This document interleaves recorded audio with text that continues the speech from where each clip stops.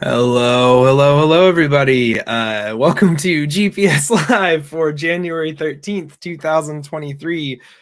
Jonathan is having a little bit of technical difficulty right now with his camera and microphone, I believe. So it's just us for the moment. I can see his systems coming online as we go. There we go. Jonathan. We made it. We can hear you, Jonathan. Can you hear us? All right, I think this is working. Are we working? Did we fix it? I still can't hear anything. Oh no. It's okay. Oh, this is the fun side of doing this stuff, folks. Jonathan, have you tried turning it off and then back on again? How about now?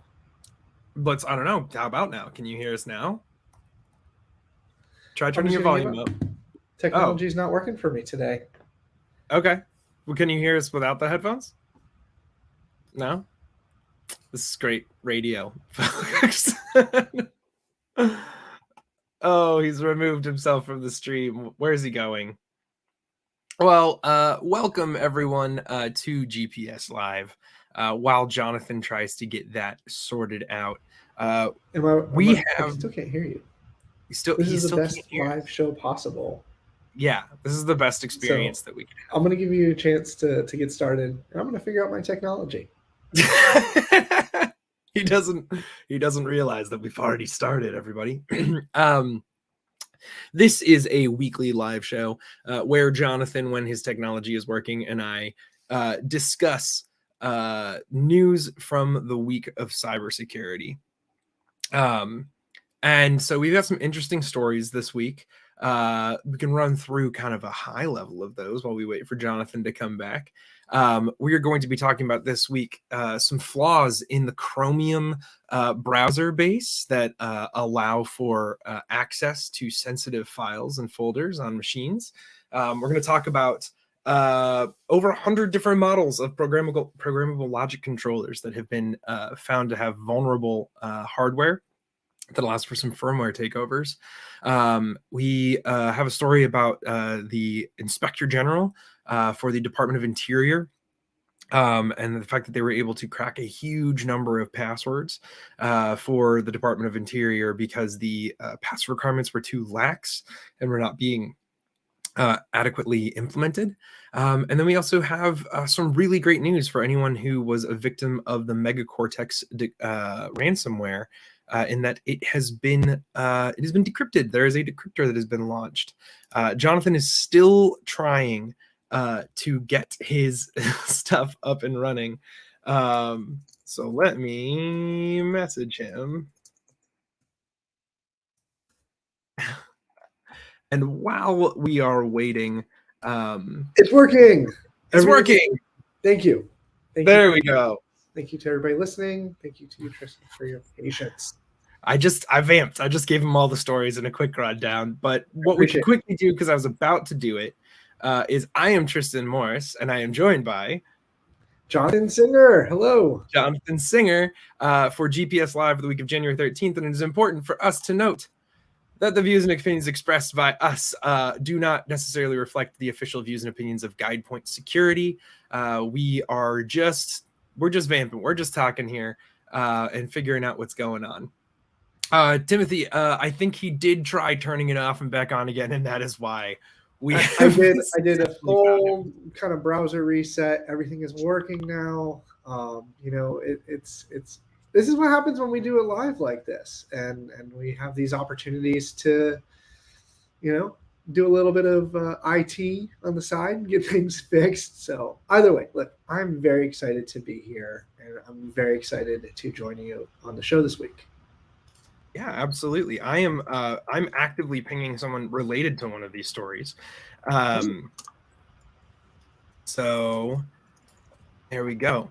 We have some live stuff going on, some big stuff. For some reason, also, I'm having, it seems, an issue with my green screen. The system is not fully recognizing the green screen, so I have this nice green halo all around me. It's wonderful. It's better than the dirty office that's behind the green screen, though. Are you trying to say something? for the week of January 13th. The first story that we're going to talk about is something that we've touched on a little bit before on the show, and that is the dangers of I mean, I guess kind of monopolizing code is a way to put it. And that is the fact that there is a flaw in Chromium-based browsers that was, fortunately, this has been patched in October and November of last year. It was already patched, but with the pace at which patching works at a lot of organizations, that may still be recent enough that you could have, you know, some vulnerable systems and browsers out there in your organization.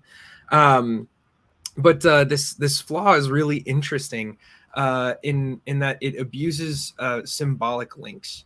So the file system within Chrome and therefore within Chromium-based browsers, which include other popular browsers like, I believe, Edge, the Brave browser. It seems like everything is based on Chromium these days as the new de facto standard. Yeah, to some extent, which means that it goes across across all of these. Then is basically it's been dubbed Sim Stealer because it is abusing those symbolic links. But basically, the browser was not doing any kind of proper validation or checking to see if the symbolic links were pointing at locations that should not be accessed by the browser. And that allowed for access to sensitive files and folders on the machine. Basically, by the attacker and the proof of concept that detailed this, they were basically able to direct a victim to a bogus website that had like a zip archive file containing symbolic links to sensitive areas on a machine. So they built symbolic links to potentially sensitive areas on the machine, and then when that was downloaded and then uploaded back into the browser, the problem was that the file structure in Chromium-based browsers was automatically resolving all symbolic links without doing any checks. It would just automatically say, "Okay, symbolic link that points to here," which then would give those attackers access to, as that folder is being uploaded, it would just grab all those symbolic links, go to those points on the computer, and upload those files and folders as well. And specifically, they detailed this as something for crypto attack, right? So if you had a wallet on your computer and you had assets in that wallet, they could just point to where the keys were for your wallet and immediately steal all of your assets. But obviously, this has far-reaching consequences beyond just crypto wallets. And absolutely. Well, you know, considering that most probably crypto wallet applications are going to run in userland, right? You know, another application like your browser would, in theory, have access to some of those files, right? It's same user permissions, all kinds of stuff. And this is one of those interesting things, right? We've got buzzwords like SBOM, right? Software bill of materials. And so with Chromium being a kind of a foundational browser architecture framework, right? Tooling, and now all these other things are built on top of it. It you know, if one thing has a problem right at this lower level, it kind of spreads out to all of them. In fact, I had a crazy like image in my brain because this is how Firefox used to be, right? Firefox had you know, all these Mozilla variations and things of that sort, and then I just remember the one called Iceweasel, which whenever something happened in Firefox, it therefore also happens in Iceweasel because it's based on the same thing. I'm glad to hear that the patch has been addressed.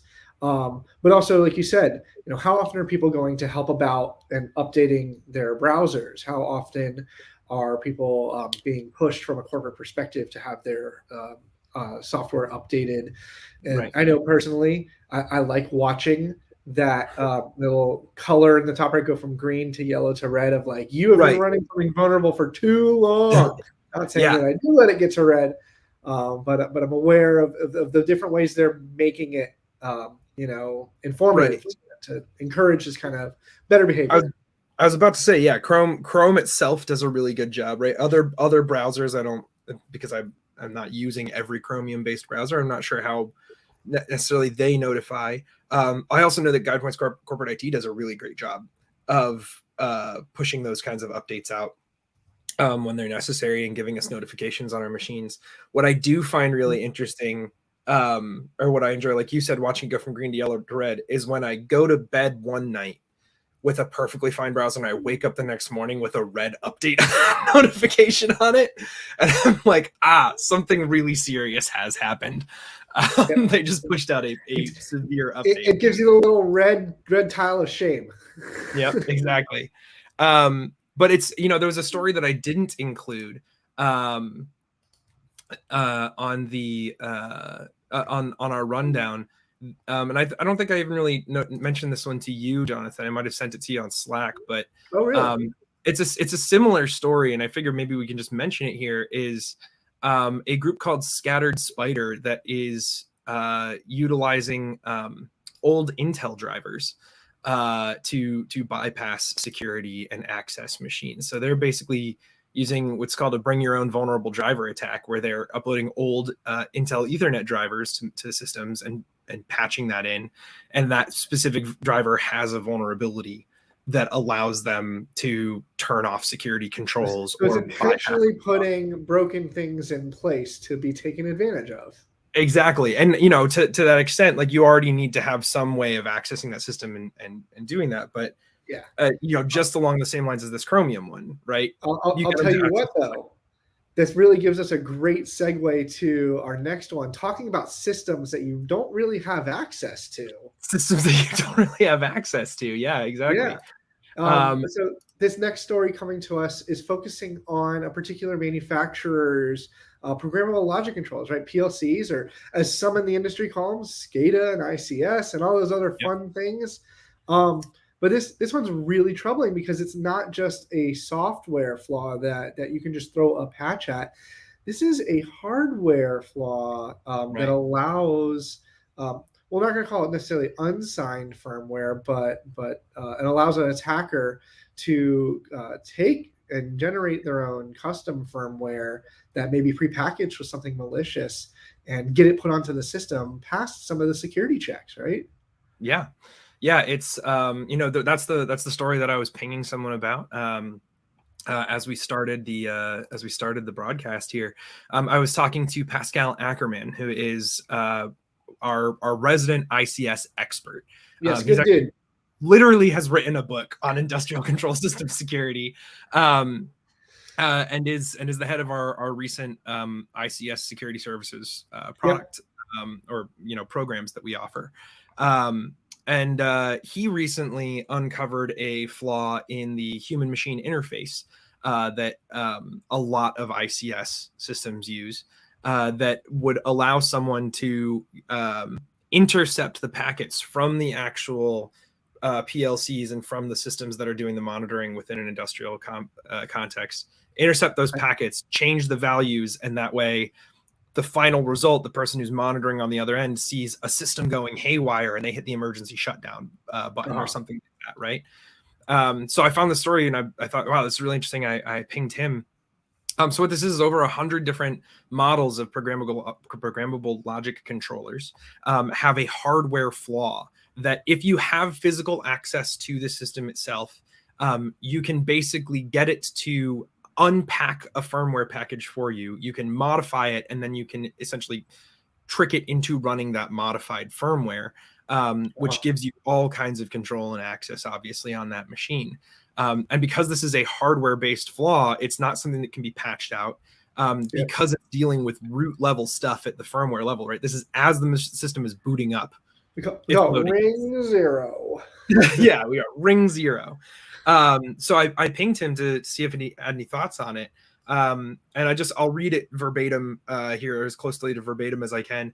But his general opinion is that vulnerabilities like this are really not all that important because they do require actual physical access to the PLC itself. So, even a fully patched, he says, PLC can be compromised if an attacker can touch it. So even if this particular hardware flaw wasn't present, if they already have physical access to the PLC, they're already going to be able to do something. You already have a problem. Right. Seeing these kinds of deep embedded hardware flaws is not uncommon. We've seen this in the stories that we've had on the show regarding processors, right, and CPUs. Right.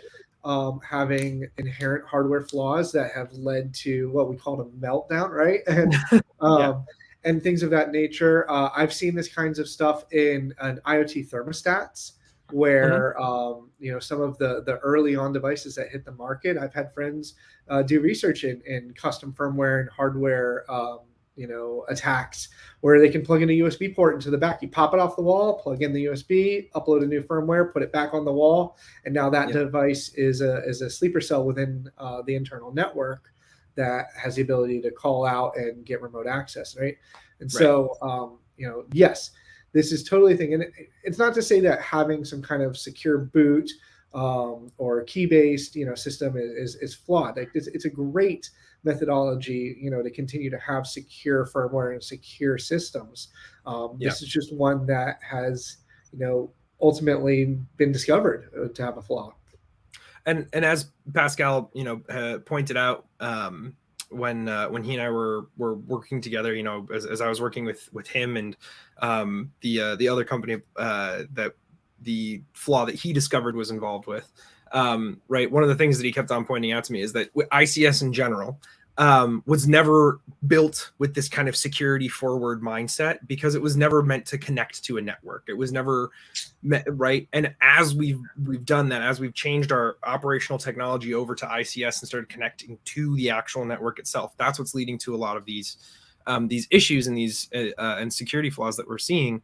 And so, his recommendation is, because of the way that ICS equipment and systems generally don't have security implemented at the root, the solution is proper ICS network architecture based around microsegmentation, adequate security monitoring, and making sure that the people who have access to this stuff are the only people who should be touching it, the physical access that, on the floor itself. It is notable to say here too that the manufacturer of these devices is releasing a new updated line that has a better hardware implementation for the secure boot and for firmware loading. So I think this is probably something that we're gonna see a lot of over the next few years as large manufacturers of programmable logic controllers and ICS equipment shift into the security mindset. We're going to see flaws be uncovered and that are being fixed in the new versions of the hardware. Is that costly for organizations? Yes, but not probably as costly as your entire organization going down and all of your manufacturing stopping due to an attack. Right? Yeah, it is going to be something like that. I think when I think about hardware, I think about having maybe potentially chips that are actually upgradable or removable, right? I mean, there's a whole different thing. There's potting on them that prevents you from accessing the pins. There's conformal coating that keeps them weatherproof and sealed, right? So there's a lot that really goes into this. And just to put in perspective, that people have never really worked with hardware before, I mean, this isn't just like an exposed circuit board that you can tinker with. These are very industrial, enclosed, focused, IP rated, pieces of equipment that you can't just upgrade, pop out the little microchip and pop in a new one like it's a RAM stick in your desktop gaming computer. I think a lot about, like I've mentioned before on the show, like I work on Game Boys. I can easily take this thing apart and upgrade any part on it because it's not meant to be like abused, right? So it's just it's easy to access. But then you look at something like I also work on my own cars, and when I need to fix an old logic board for an old car computer, it's a real pain because those things, they're not slottable. There's no like quick connects in them because they have to be rated for vibration and heat and all of these other things. So upgrade that times 1,000 for something that's attached to something monitoring your energy grid. And like you're saying, these things are probably, there's no way to fix this other than just a full re-release of hardware. Absolutely.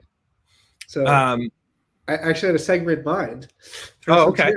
So talking about fun with games, why don't we take the GPUs and do something a little bit more interesting with them? How about that? There we go. We can do that. That's we'll count that as a segue. That one wasn't hacked up at all. We didn't have to take 5 steps to make that one work. Yeah, this is actually a really cool story from TechCrunch, which also we should mention really quickly.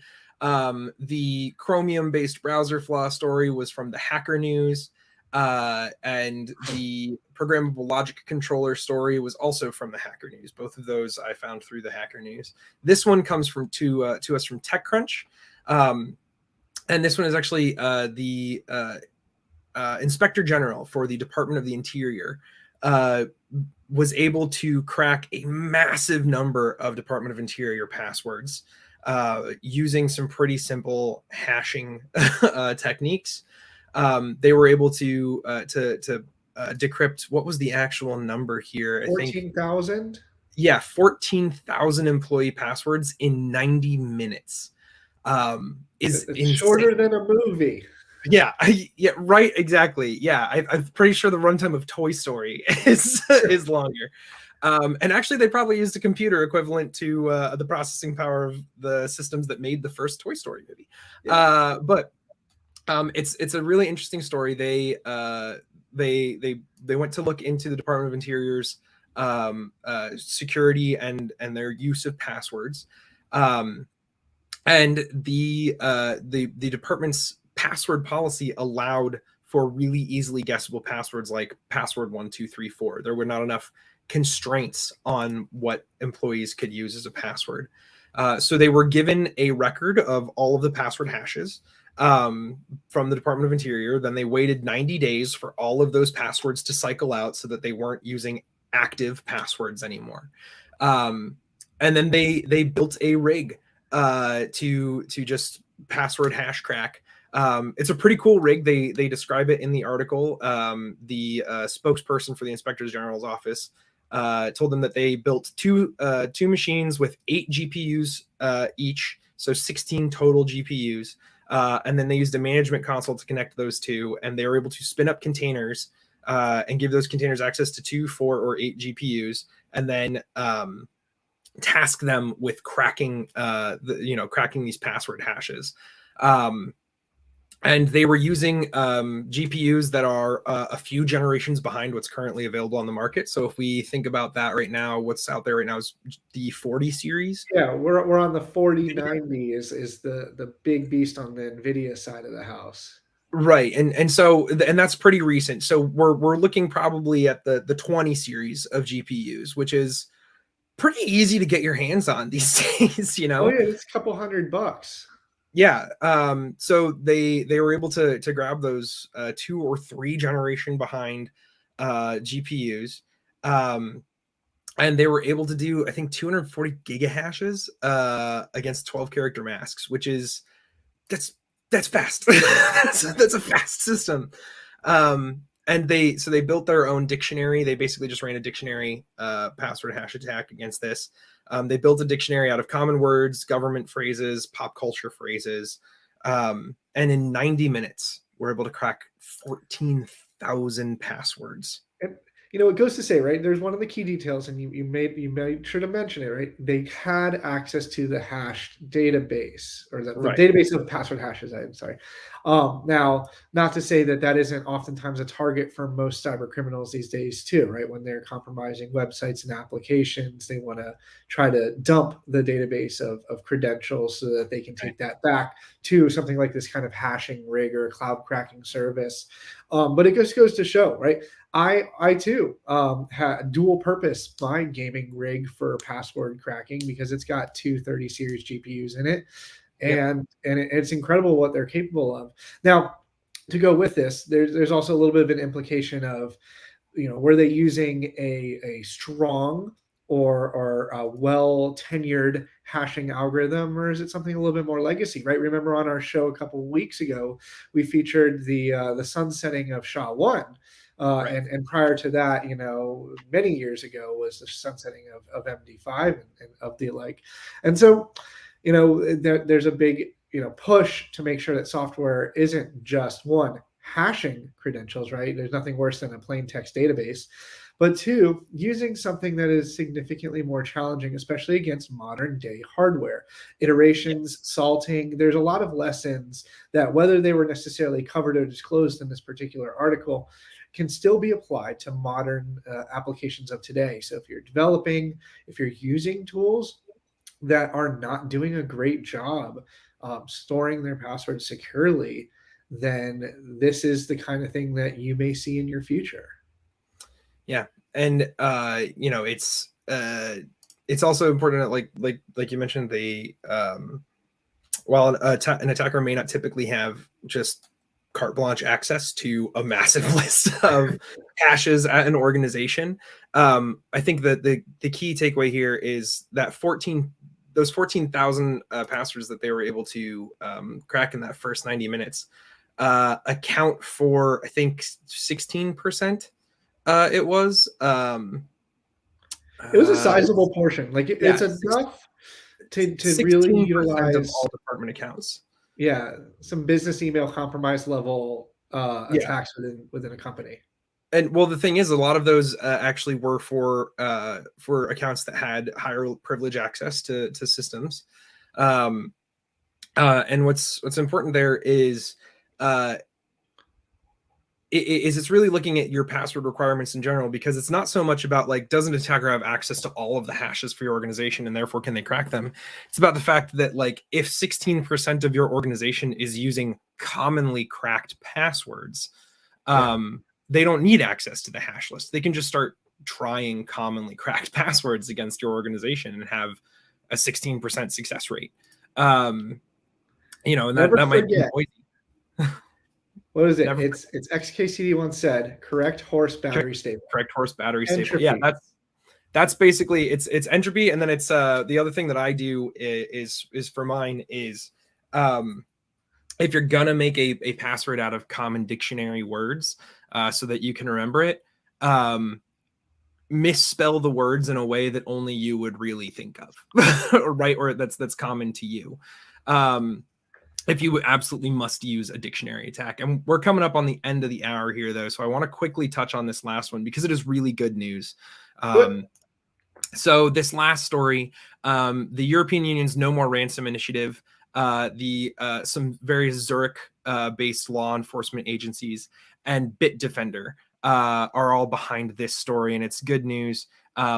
2 years ago, I believe it was, Interpol, or the European Union, EU, Interpol, whatever. Europol. Rushing. Yeah, I'm rushing here. Arrested, I think it was over a dozen members of some various ransomware groups that had used Megacortex and Locker Goga, I believe it was. And Bitdefender partnered with them because when they arrested them, they gained access to some private keys that were being used. And so Bitdefender has released now a decryptor for Megacortex ransomware based on those keys. So this is just a great win for the cybersecurity community as a whole. The fact that anyone who wants to use Megacortex ransomware now, right, those keys are burned. They may not actually be sure which keys were fully compromised, right? So it's going to set back Megacortex and Locker Goga considerably as ransomware software that can be used, because there's now just a freely available decryptor. Your stuff gets encrypted, you'll probably be able to just decrypt it on the fly. I like ending on a high note, although I had some technical difficulties to start. This is always a good to hear, good people doing good things on the internet, and I'll take the win. We'll take the win. So with that, to let you all back to your days and let Jonathan back to his, thank you so much for joining us. If you've been watching the on-demand video, thank you again so much for giving us some of your time and your day. If you have any comments that you'd like to make, you can go ahead and leave those in the comment box and we will be able to see those. And until next week, I have been and will continue to be, on behalf of GuidePoint Security, Tristan Morris. And I am Jonathan Singer. And we will see you folks next week.